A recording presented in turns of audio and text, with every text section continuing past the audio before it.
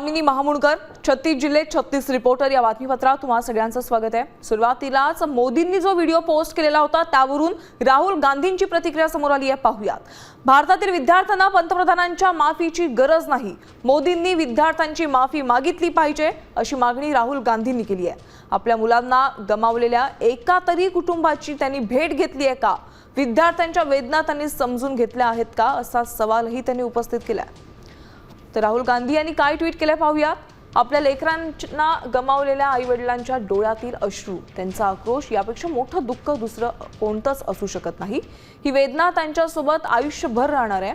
त्यासोबत मोडकळीस आलेल्या भ्रष्ट शिक्षण व्यवस्थेबद्दल अनेक अनुत्तरित प्रश्नही कायम आहेत। पंतप्रधान विद्यार्थ्यांना माफ करण्याची भाषा करतात। आपल्या मुलांना गमावलेल्या एका तरी कुटुंबियांची त्यांनी भेट घेतली आहे का? पेपरफुटीमुळे ज्यांचे पैसे, वेळ, आयुष्य आणि स्वप्न उद्ध्वस्त झाली अशा विद्यार्थ्यांच्या वेदना त्यांनी समजून घेतल्या आहेत का, असा सवालही राहुल गांधींनी उपस्थित केला आहे।